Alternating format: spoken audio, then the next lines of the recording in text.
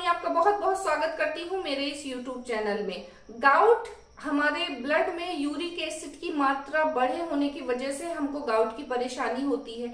जब हमारे ब्लड में यूरिक एसिड की मात्रा बढ़ने लगती है तो उसके अंदर मोनोसोडियम यूरेट क्रिस्टल होते हैं जो बहुत ही ब्लड के माध्यम से बहुत छोटे होते हैं, लेकिन ब्लड के माध्यम से धीरे धीरे वो हमारे जॉइंट्स तक पहुंचते हैं, वहां जाके वो स्टोर होने लगते हैं। जब वहां पे बहुत ज्यादा क्रिस्टल फॉर्म इकट्ठा हो जाता है तो वहां पे स्वेलिंग होने लगती है, रेडनेस हो जाती है और बहुत सीवियर पेन देखा जाता है, जिसे हम गाउट कहते हैं। काफी तेज दर्द होता है इसमें, बहुत असहनीय, कई बार इतना ज्यादा दर्द हो जाता है कि बिल्कुल मूवमेंट करने में, चलने फिरने में, यहाँ तक कि हम छू नहीं सकते, इतना ज्यादा सीवियर पेन देखा जाता है। इसको ठीक करने के लिए बहुत तरीके के ट्रीटमेंट किए जाते हैं, बहुत तरीके के डाइट फॉलो किए जाते हैं, लेकिन फिर भी कई बार लोग जब तक दवाइयां लेते हैं तब तक उसका असर रहता है, उसके बाद वो फिर से उसी तरीके से दर्द शुरू हो जाता है। होम्योपैथिक में बहुत अच्छा ट्रीटमेंट है, बहुत सारी ऐसी मेडिसिन हैं जिसको लेने से धीरे धीरे परमानेंटली आपको गाउट की परेशानी से छुटकारा मिल सकता है।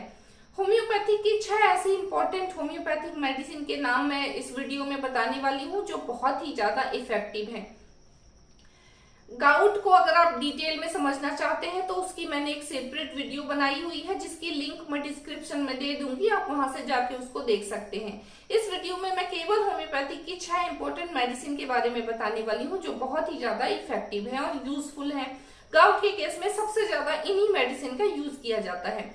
सबसे पहली मेडिसिन है कॉलचिकम।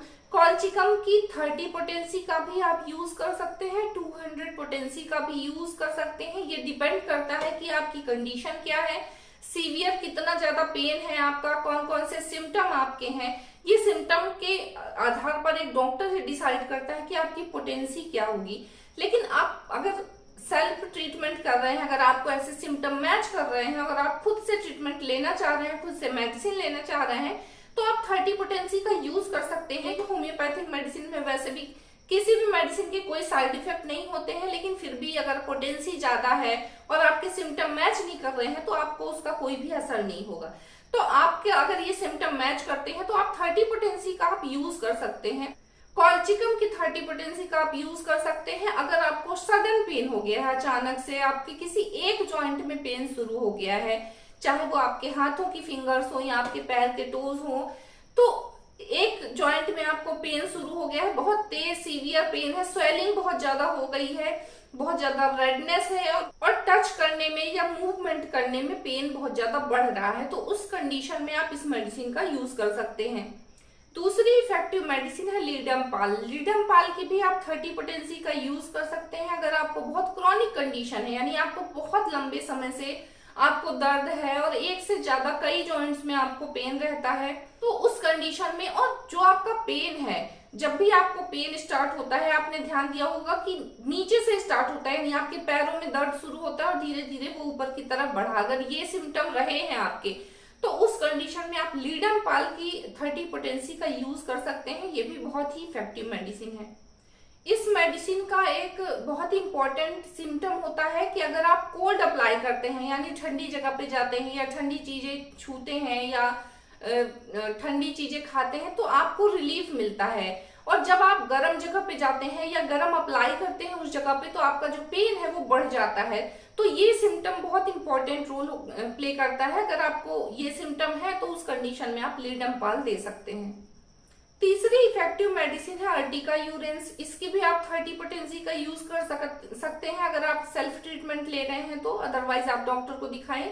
जो भी पोटेंसी वो डिसाइड करेंगे, जो भी डोजेस वो डिसाइड करेंगे, उस कंडीशन पे आप ले सकते हैं। लेकिन अगर आप सेल्फ ट्रीटमेंट ले रहे हैं तो आप 30 पोटेंसी का यूज कर सकते हैं। अगर आपको सीवियर पेन है तो आप 3-3 घंटे से आप इस मेडिसिन का यूज कर सकते हैं जब तक आपका दर्द रिलीफ नहीं हो जाता है, और जब आपके दर्द में कमी हो जाए तो फिर आप इसे सुबह दोपहर शाम कर सकते हैं।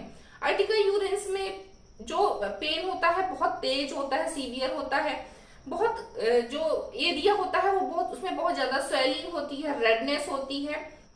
चौथी इफेक्टिव मेडिसिन है ब्रानियाल्वा। ब्रानियाल्वा भी पेन में बहुत रिलीफ करती है, इसकी भी आप 30 पोटेंसी का यूज कर सकते हैं। ब्रानियाल्वा का मेन सिम्टम ये होता है कि जब आप रेस्टिंग पोजीशन में हैं, यानी आप लेटे हैं या बैठे हैं, तो आपको रिलीफ रहता है। लेकिन जैसे ही आप मूवमेंट करने लगते हैं, चलने फिरने लगते हैं, तो आपका जो दर्द है वो धीरे धीरे बढ़ने लगता है। तो ये बहुत ही इंपॉर्टेंट सिम्टम होता है इसका। चलने फिरने से आपको परेशानी बढ़ती है और रेस्टिंग पोजीशन में आपको आराम रहता है। इसके साथ ही जो वो जगह होती है जहाँ पे आपको स्वेलिंग है, दर्द हो रहा है जॉइंट में, वो बहुत गर्म रहता है। वो जो जगह रहती है, जो जॉइंट होता है, बहुत ही गर्म रहता है और बहुत पेन देखा जाता है। तो उस कंडीशन में आप ब्रायनी एल्बा की 30 पोटेंसी का यूज कर सकते हैं। पांचवी बहुत ही इफेक्टिव मेडिसिन है रस्टॉक्स। रस्टॉक्स की भी 30 पोटेंसी का यूज कर सकते हैं। ये भी बहुत ही इफेक्टिव मेडिसिन होती है जॉइंट पेन में। मैंने अपनी कई वीडियोस में बताया है रस्टॉक्स के बारे में। तो रस्टॉक्स के जो सिम्टम होते हैं वो बिल्कुल जो ब्रायनिया है उसके अपोजिट होते हैं। यानी जब आप रेस्टिंग पोजीशन में होते हैं तो आपका दर्द बढ़ा हुआ होता है, और जब आप मूवमेंट करने लगते हैं तो आपके दर्द में आराम मिल जाता है। तो उस कंडीशन में आप रस्टॉक्स का यूज कर सकते हैं। और छठी मेडिसिन है एपिस मेलिफिका। इसकी भी आप 30 पोटेंसी का यूज कर सकते हैं। अगर आपको सडन पेन हुआ, अचानक आपको दर्द होने लगे और बिल्कुल डंक मारने जैसा दर्द हो रहा हो, असहनीय रह रहे के ब्लिंकिंग कर रहा हो, इतना ज्यादा दर्द है, रेडनेस है उस जगह पे, स्वेलिंग है, बिल्कुल बर्दाश्त नहीं हो रहा है, इतना ज्यादा दर्द हो रहा है, उस कंडीशन में आप एपिस मेलिफिका की 30 पोटेंसी का यूज कर सकते हैं। 2-2 घंटे से आप इस मेडिसिन को लें और जब आपके दर्द में आराम मिल जाए तो फिर आप इस मेडिसिन के डोजेस को कम कर सकते हैं। तो ये 6 होम्योपैथिक मेडिसिन है जो सबसे ज्यादा गाउट के केस में यूज की जाती हैं।